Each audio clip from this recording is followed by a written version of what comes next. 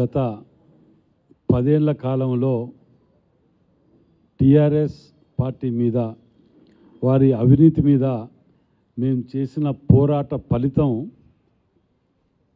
ఈ అసెంబ్లీ నుంచి మాకు దక్కింది దాని ఫలితం అనేది. ఎందుకంటే నేను డే 1 మొత్తుకుంటున్నా, వీళ్ళు ప్రతి దాంట్లో అవినీతిమయం, దోసుక తినటం. నిజంగా 1200 మంది విద్యార్థుల ఆత్మ కవిత రూపంలో వచ్చి అలా బయట పెడుతుంది ఇవన్నీ కూడా. అసలు వీళ్ళ పంపకాల పంచాయతీ, దోచుకున్నది దాచుకునే పంచాయతీ.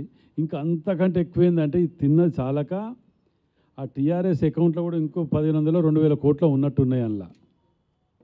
అవి కూడా చూసుకుంటా అనుకో. ఈ అన్నిటి పంచాయతీలు రేపు నేను వారసత్వాన్ని నేను వారసత్వాన్ని అనే దాని మీద ఈ పంపకాల పంచాయతీని పట్టుకొని వచ్చి ఎంకి పెళ్లి సుబ్బు సాగుకు వచ్చిందంటే ఇదే కావచ్చు.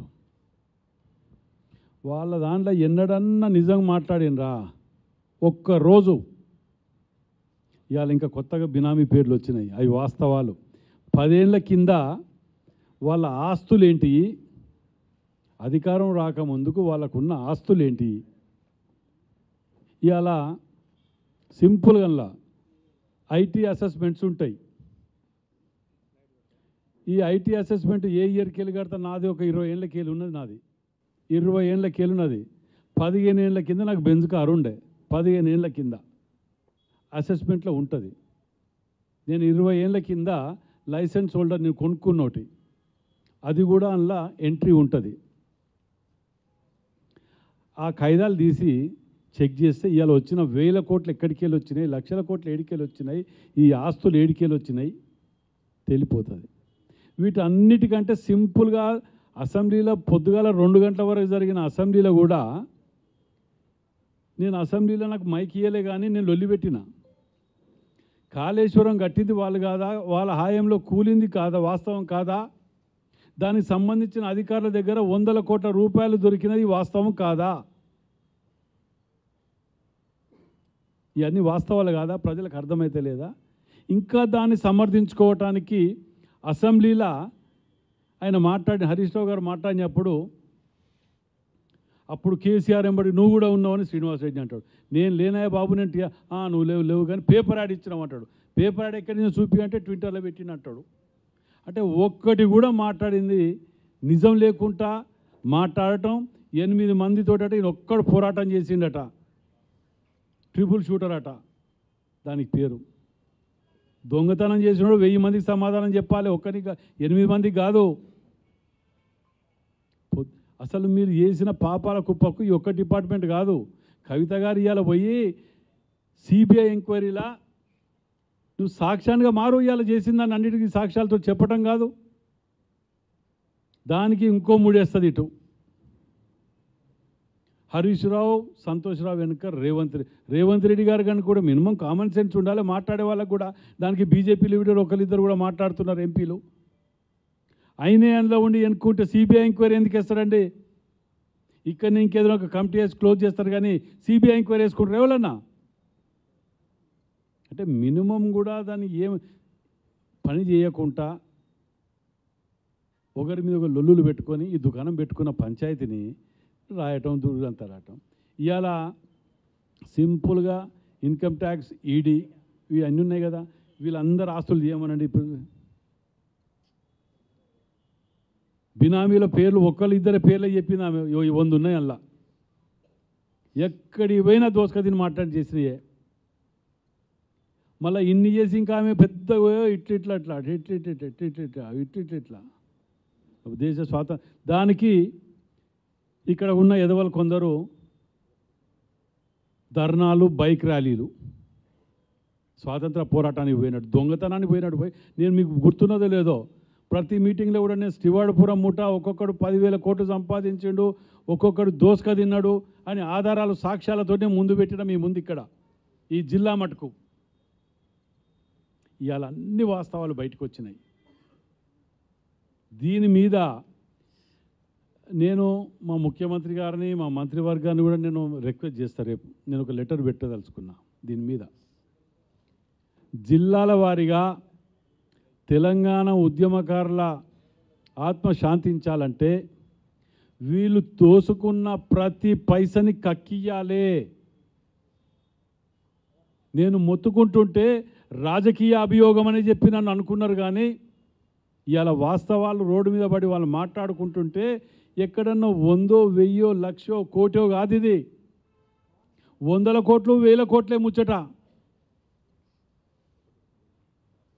ఇన్ని నిజాలు బహిర్గతమైనాక వీళ్ళని వదిలిపెడితే తెలంగాణ ప్రజలు క్షమించరు. ఎందుకంటే వీళ్ళు మొదటికేలి కూడా దోసుక తినటం జై తెలంగాణ అనటం, దోసుక తినడం జై తెలంగాణ అనటం, లేదంటే ఇద్దరిని ఇటగేయటం, ఇద్దరిని అటగేయటం. అంటే తెలంగాణ పేరు చెప్తే అన్నీ మాఫ్ అవుతాయి. ఆ టెంపో క్రియేట్ చేస్తే భయానికి అన్నీ మాఫ్ అవుతాయి. వీళ్ళు మాట్లాడిన మాట ఎస్ అంటే తెలంగాణవాది, లేదు అనంటే పక్కోళ్ళ కొమ్ము కాస్తాండు. చంద్రబాబు నాయుడు శిష్యుడు.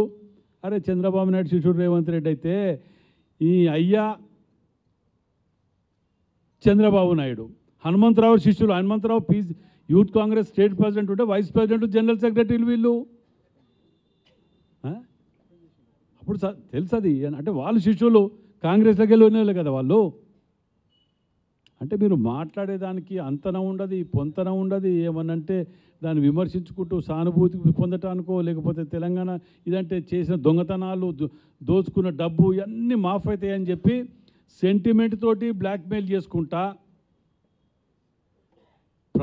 తెలంగాణ ప్రజలని మోసం చేసి, దగా చేసి, లక్షల కోట్లు పెట్టి మీ యొక్క కుటుంబం బంగారమైంది, బంగారం తెలంగాణ కాదు అని 100 సార్లు మొత్తుకున్నాడు రేవంత్ రెడ్డి. మీ కుటుంబం మీరు అందరు కలిసి ఉన్నప్పుడే కొట్లాడి పట్టుకొని వచ్చి కూడా మేము ఇక్కడ గవర్నమెంట్. ఇలా మీరు విడిపోయినప్పుడు మీ గురించి మేము పట్టించుకోవాల్సిన అవసరం లేదు. సచ్చిన పావుని చంపవలసిన అవసరం అంతకంటే లేదు మాకు. మీరేంది ఒక్కొక్కరు ఒక్కొక్క కేసులా ఈమె మహిళ అయిపోయింది, లేకపోతే నేను మాట్లాడే తీరు వేరుండేది. కానీ నువ్వు చేసిన మాట్లాడుకునే కథలకు వేరే తిరిగా మాట్లాడాలి. ఒక మహిళ మేము గౌరవం ఇస్తాం కాబట్టే ఇలా ఆయనతో గౌరవం ఇచ్చి మాట్లాడుతున్నాను. మీ ఇంట్లో మీరుంటే మీరు కొట్టుకు చావండి, ఏమన్నా చావండి. తెలంగాణ ప్రజలేమో అన్యాయం చేసిండ్రు.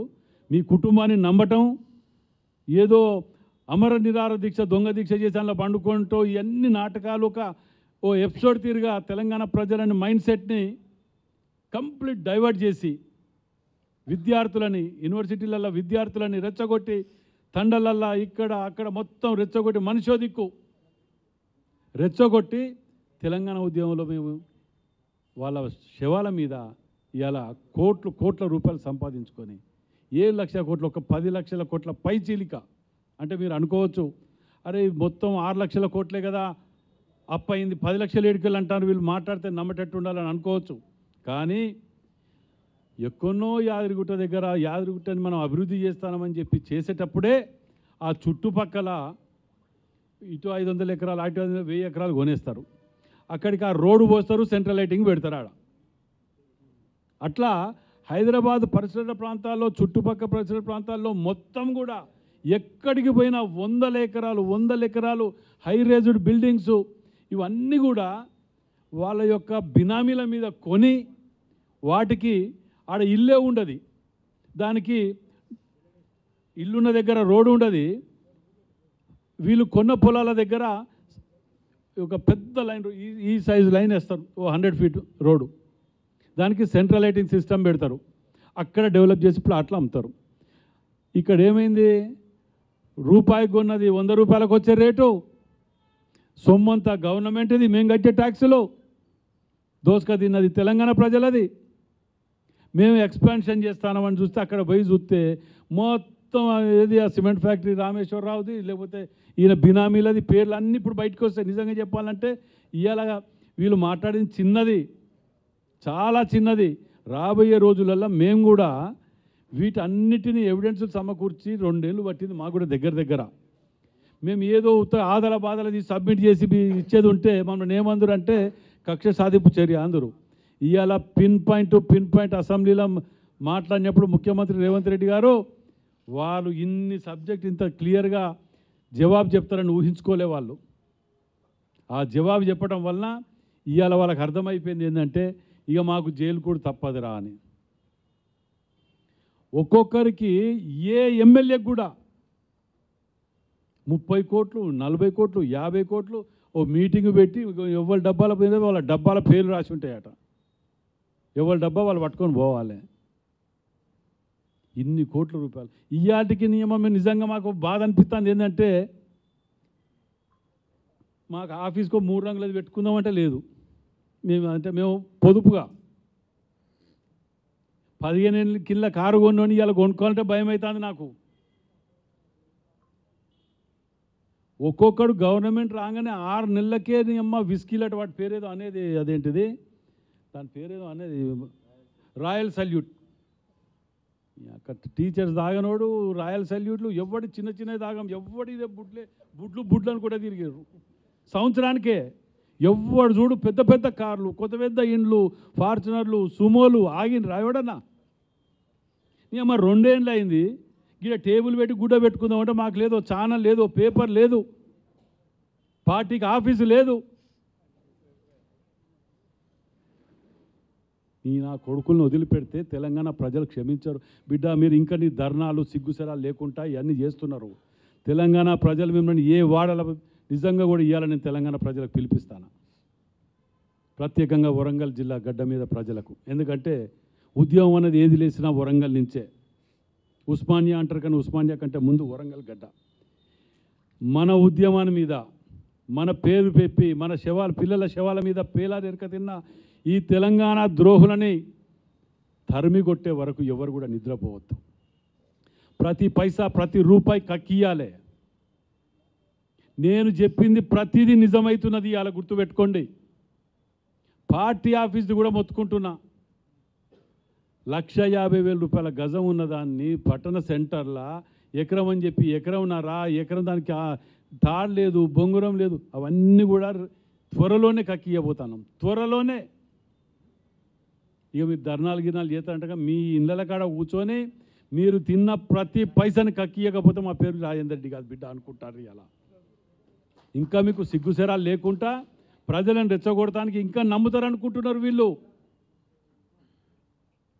ఇంకా బొంకటం ఇంకా సిగ్గు అనిపిస్తలేదో నాకైతే అర్థమైతే లేదు. ఒక్కొక్క నియోజకవర్గాలల్లో కేసీఆర్ని ముట్టుకుంటే అగ్గి రాలుతుందట, పిగ్గి రాలుతుందట. ఏంద్రా రాలేదు నీ దగ్గర ఉన్నది ఏంటి రాలేదేంటిది?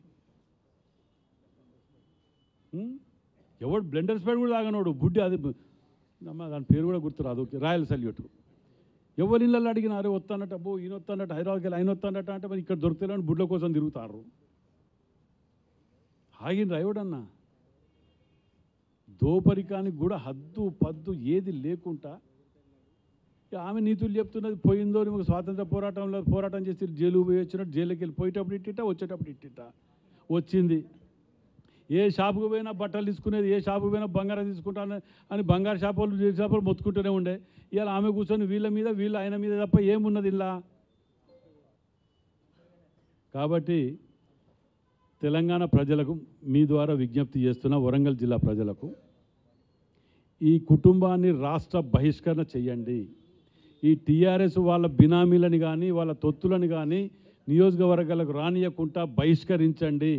కాంగ్రెస్ కార్యకర్తలకు కూడా పిలిపిస్తున్నా, ఇలాంటి దొంగల ద్వారా ఆస్తులు రక్షించండి.